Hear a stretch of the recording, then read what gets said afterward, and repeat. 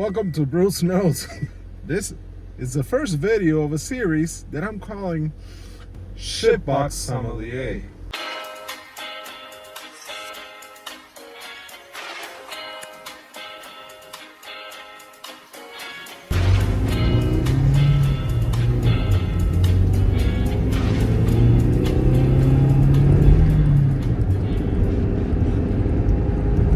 God damn, this car drives nice.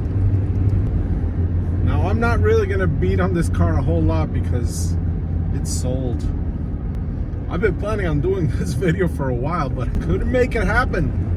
And now the car is gone tomorrow, and they gave me the keys, and it's the last chance. So here we are. Now, cars at the bottom of the barrel like this are not really about the styling, but this is a Toyota, damn it. And Toyotas, they're respectable. You don't have a lot of money, but you believe in something greater, and you believe in doing good. All that might be true, but this one looks like a terrorist assault vehicle.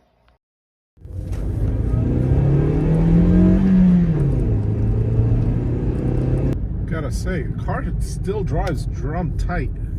You just can't help but respect it. It's a damn Toyota. Toyota's gonna Toyota. I really wanted to dislike this car for the mere fact that it's so ugly, and it represents Toyota trying its abject worst.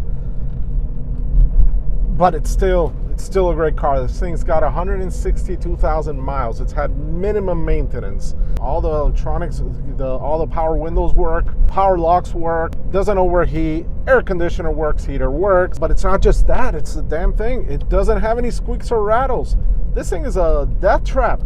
This thing, I don't even know that it cracks 30,000 pounds, and yet it doesn't have any squeaks or rattles. The ride is very compliant.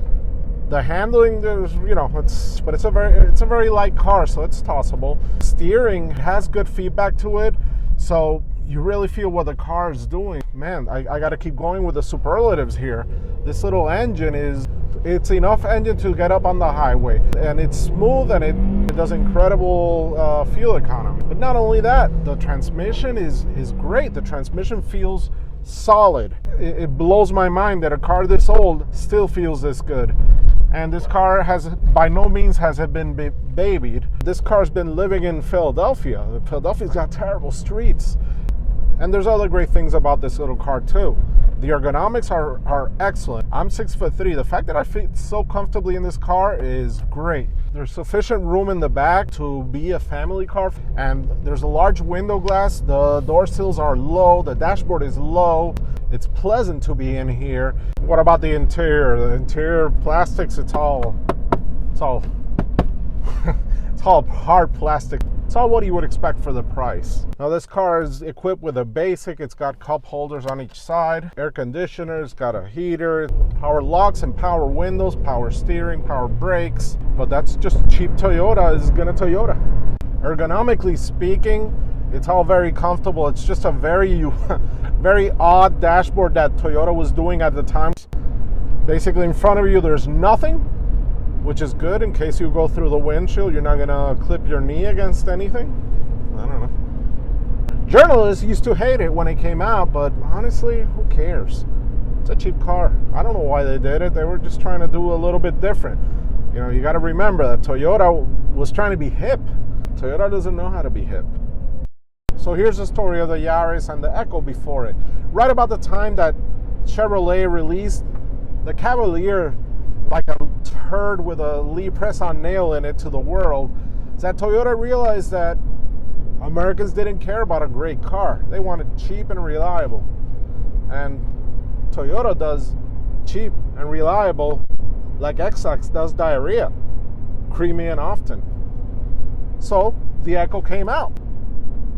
And the Echo was slapped together, let me tell you. Before the Echo, when it was a Tercel and when it was a Corolla, Toyota was just making the best car it could for the price. After that, they were just making the cheapest car for the price. Still cars that are reliable, like this thing is reliable, but it's just, there is no curb appeal to it. Now, all kidding aside, Toyota's gonna Toyota. And this thing's got a great engine. It's a 1.5 liter 4-cylinder, but it's double overhead cam. It takes regular fuel. Puts out 106 horsepower. That's plenty for a little car like this. It's got a 5-speed, and the ratios are well spaced, so the acceleration is okay.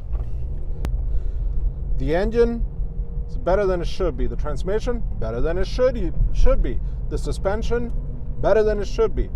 Cars put together, better than it should be. You might be thinking, this car is aspirational? Should I be looking forward to buying a Yaris? I don't know about that.